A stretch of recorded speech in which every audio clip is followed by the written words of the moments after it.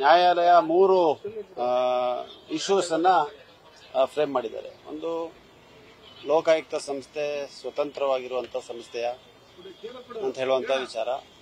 ಎರಡನೇದಾಗಿ, ಈ ಪ್ರಕರಣ ಸಿಬಿಐಗೆ ಹಸ್ತಾಂತರ ಮಾಡುವಂತ ಅಂಶಗಳು, ಕಾನೂನಾತ್ಮಕ ಅಂಶಗಳು ಇರುವಂತಹ ಪ್ರಕರಣವ. ಮೂರನೇದಾಗಿ, ಈಗಾಗಲೇ ಲೋಕಾಯುಕ್ತ ಅವರು ನಡೆಸಿದಂತ ತನಿಖೆಯ ವಿಚಾರ. ಮೂರರಲ್ಲೂ ಕೂಡ ಎಲ್ಲ ಉಚ್ಚ ನ್ಯಾಯಾಲಯದ ಮತ್ತು ನಮ್ಮ ನ್ಯಾಯಾಲಯದ ತೀರ್ಪುಗಳನ್ನು ಆಧರಿಸಿ ಲೋಕಾಯುಕ್ತ ಸಂಸ್ಥೆ ಸ್ವತಂತ್ರವಾಗಿ ತನಿಖೆ ಮಾಡುವಂತಹ ಸಂಸ್ಥೆ ಅಂತ ಹೇಳುವಂತದ್ರ ಬಗ್ಗೆ ನ್ಯಾಯಾಲಯ ತಮ್ಮ ಹಸ್ತವನ್ನ ನೀಡಿದೆ. ಎರಡನೇದಾಗಿ, ಸಿಬಿಐಗೆ ಹಸ್ತಾಂತರ ಮಾಡುವಂತದ್ದು ಈ ಪ್ರಕರಣದಲ್ಲಿ ಈ ಭಾಗಕ್ಕೆ ಏನು ಕಂಡುಬರೋದಿಲ್ಲ ಅಂತ ಹೇಳುವಂತ ತೀರ್ಮಾನವನ್ನ ಕೂಡ ಕೊಟ್ಟಿದೆ. ಮೂರನೇದಾಗಿ, ನಮ್ಮ ಲೋಕಾಯುಕ್ತ ಇವಾಗವರೆಗೂ ಮಾಡಿರುವಂತಹ ತನಿಖೆಯಲ್ಲೂ ಕೂಡ ಯಾವುದೇ ಲೋಪಗಳು ಕಾಣ್ತಾ ಇಲ್ಲ ಅಂತ ಹೇಳುವಂತದ್ದನ್ನ ಪ್ರಕಟ ಮಾಡಿದ್ದಾರೆ. ಈ 3 ವಿಚಾರಗಳ ಆಧಾರದ ಮೇಲೆ ನ್ಯಾಯಾಲಯ ಸಿಬಿಐ ತನಿಖೆಯನ್ನ ಕೋರಿ ಸಲ್ಲಿಸಿದಂತಹ ಅರ್ಜಿಯನ್ನ ವಜಾಗೊಳಿಸಿ ಆದೇಶವನ್ನು ಮಾಡಿದೆ.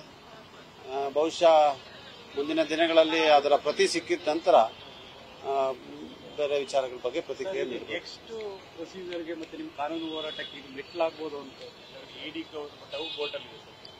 ಹೌದು, ಈಗ ಇಡಿ ಅವರು ಕೊಟ್ಟಿದ್ದಂತ 2 ನೋಟಿಸ್ಗಳು ಕೂಡ ಕೋರ್ಟ್ನಲ್ಲೇ ಇದೆ. ಅದು ಒಂದು, ಈಗಾಗಲೇ ನ್ಯಾಯಾಲಯ ರದ್ದು ಮಾಡಿದೆ ನೋಟಿಸ್ ಅನ್ನ. ಹಿಂದಿನ ಮೂಡಾ ಕಮಿಷನರ್ ನೀಡಿದಂತ ನೋಟಿಸ್ ಅನ್ನು ಕೂಡ ರದ್ದು ಮಾಡಿದೆ. ಅದರಿಂದ ನ್ಯಾಯಾಲಯದ ಆದೇಶಗಳು, ನಾವು ಮೊದಲಿಂದ ಹೇಳ್ತಾ ಇದ್ದಂತ ಒಂದು ಮಾತೇನಂತ ಹೇಳಿದ್ರೆ, ನ್ಯಾಯಾಲಯದ ಆದೇಶ ಮತ್ತೆ ಈ ವಿಚಾರದಲ್ಲಿ ಯಾವುದೇ ರೀತಿಯಾದಂತಹ ತನಿಖೆಗೆ ನಾವು ಖಂಡಿತವಾಗಿ ಮುಖ್ಯಮಂತ್ರಿಗಳಿರ್ಬೋದು, ಮುಖ್ಯಮಂತ್ರಿಗಳ ಕುಟುಂಬಸ್ಥರಿರ್ಬೋದು, ಇದನ್ನ ಸ್ವಾಗತ ಮಾಡ್ತೀವಿ. ಯಾವುದೇ ಕಾರಣಕ್ಕೂ ತನಿಖೆಯಿಂದ ಓಡೋಗುವಂತಹ ಪ್ರಶ್ನೆ ಇಲ್ಲ. ಆದರೆ ಎಲ್ಲವೂ ಕೂಡ ಕಾನೂನಾತ್ಮಕವಾಗಿ ನಡೀಬೇಕು. ಕಾನೂನಿನ ಚೌಕಟ್ಟಿಂದ ಹೊರಗೆ ಆದಂತಹ ಆದೇಶಗಳನ್ನ, ಪ್ರಕ್ರಿಯೆಗಳನ್ನ ನಾವು ನ್ಯಾಯಾಲಯದಲ್ಲಿ ಪ್ರಶ್ನೆಯನ್ನು ಮಾಡ್ತೀವಿ ಅಂತ ಹೇಳುವಂಥದ್ದು. ಇದು ನ್ಯಾಯಾಲಯಕ್ಕೆ ಇವತ್ತು ಸಿಬಿಐಗೆ ಹಸ್ತಾಂತರ ಮಾಡಬೇಕು ಅಂತ ಹೋದಂತವರು ಯಾರು ಲೋಕಾಯುಕ್ತ ತನಿಖೆ ಕೇಳಿದ್ರು ಅವರೇ ಹೋಗಿದ್ದಾರೆ. ಅದು ಕೂಡ ಬಹಳ ಮುಖ್ಯವಾದಂಥದ್ದು. ಸರ್, ಈಗ ಪ್ರತಿವಾದಿಗಳು ಕೂಡ ಕಾನೂನು ಹೋರಾಟವನ್ನು ಅಲ್ಲ, ಸ್ವಾಗತ. ಈಗ ನೋಡಿ, ಕಾನೂನು ಪ್ರಕ್ರಿಯೆ ಅಂದ್ರೆ ಕಾನೂನು ನಡಿನಲ್ಲಿ ಇರುವಂತ ಪ್ರಕ್ರಿಯೆಯನ್ನ ಪಾಲಿಸಿ, ಪ್ರಕ್ರಿಯೆಯನ್ನ ಆಧರಿಸಿ ನಡೆಯುವಂತದ್ದು ಎಲ್ಲ ಅದು ಕೂಡ ನಾವು ಸ್ವಾಗತ ಮಾಡಲೇಬೇಕಲ್ಲ. ನ್ಯಾಯಾಲಯದ ಮೊರೆ ಹೋದ್ರೆ ಪರವಾಗಿಲ್ಲ. ಅದೇ ರಾಜಕಾರಣವಾಗಿ ಇವತ್ತು ಸಂಸ್ಥೆಗಳನ್ನ ಏನ್ ಬಳಕೆ ಆಗ್ತಾ ಇದೆ, ಅದು ಸಿಬಿಐ ಇರ್ಬೋದು, ಇಡಿ ಇರ್ಬೋದು, ಇಂಥ ರಾಷ್ಟ್ರ ಮಟ್ಟದ ಸಂಸ್ಥೆಗಳೇನಿದೆ ಅದನ್ನ ನಾವು ಧಿಕ್ಕರಿಸ್ತಾ ಇದೀವಿ, ಅದನ್ನ ವಿರೋಧಿಸ್ತಾ ಇದೀವಿ. ಆದ್ರೆ ಕಾನೂನಾತ್ಮಕ ಪ್ರಕ್ರಿಯೆ ನ್ಯಾಯಾಲಯಕ್ಕೆ ಯಾರು ಹೋಗಬಾರ್ದು, ನ್ಯಾಯಾಲಯದಲ್ಲಿ ಪ್ರಶ್ನೆ ಮಾಡಬಾರ್ದು ಅಂತ ಹೇಳುವಂತ ಮಾತನ್ನ ಯಾರು ಕೂಡ ಹೇಳಲಿಕ್ಕೆ ಸಾಧ್ಯ ಇಲ್ಲ. ನ್ಯಾಯಬದ್ಧವಾದಂತಹ ಎಲ್ಲಾ ಪ್ರಕ್ರಿಯೆಗಳಿಗೆ ನಾವು ಕೂಡ ತಲೆಬಾಗ್ತಿ ಸ್ವಾಗತಿಸ್ತೀವಿ.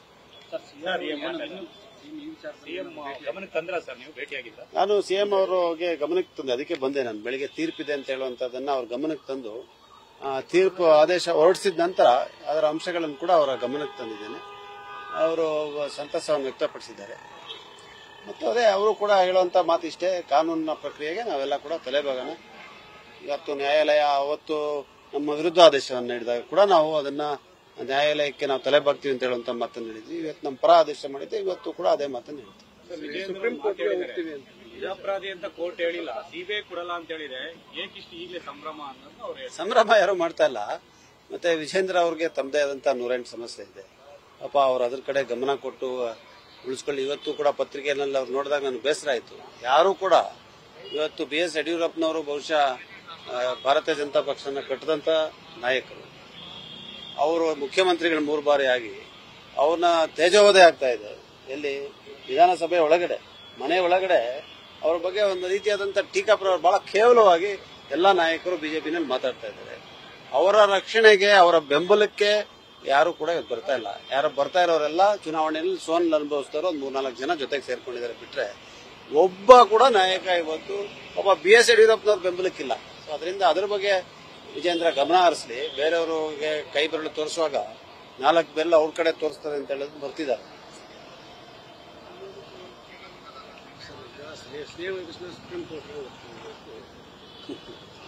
ಸ್ನೇಹಮಯಿ ಕೃಷ್ಣ ಹೋಗ್ತಾ ಇದಾರೋ, ಸ್ನೇಹಮಯಿ ಕೃಷ್ಣ ಹಿಂದೆ ಇರೋರು ಹೋಗ್ತಾ ಇದಾರೋ ನನಗೆ ಗೊತ್ತಿಲ್ಲ. ಆದ್ರೆ ಸ್ನೇಹಮಯಿ ಕೃಷ್ಣ ಇಂಥ ದೊಡ್ಡ ದೊಡ್ಡ ವಕೀಲರನ್ನ ಇಟ್ಟು ವಾದವನ್ನ ಮಂಡಿಸುವಂತ ಶಕ್ತಿ ಇದೆ, ಆರ್ಥಿಕ ಶಕ್ತಿ ಇದೆ ಅಂತ ಹೇಳಿ ನಾನಂತೂ ಒಪ್ಪಕ್ಕಾಗಲ್ಲ, ತಾವು ಯಾರು ಒಪ್ಪಲ್ಲ ಅಂತ ಭಾವಿಸ್ತೇನೆ. ಅದರಿಂದ ಇದು ರಾಜಕೀಯ. ಅವ್ರು ಯಾರು ಕೂಡ ನ್ಯಾಯಬದ್ಧವಾಗಿ ನಡ್ಕೊಂತ ಇಲ್ಲ. ಸರ್ಕಾರನ ಅಸ್ಥಿರಗೊಳಿಸಬೇಕು ಅಂತ ಹೇಳುವಂತ ಪ್ರಯತ್ನ ನಡೀತಾ ಇದೆ. ಅದು ಜನರ ಬೆಂಬಲದಿಂದ ಮತ್ತು ಕಾನೂನಿನ ಬೆಂಬಲದಿಂದ ವಿಫಲವಾಗ್ತಾ ಇದೆ. ಅಲ್ಲ, ಎಲ್ಲ ಬಹಳಷ್ಟು ಜನ ಇರ್ತಾರೆ.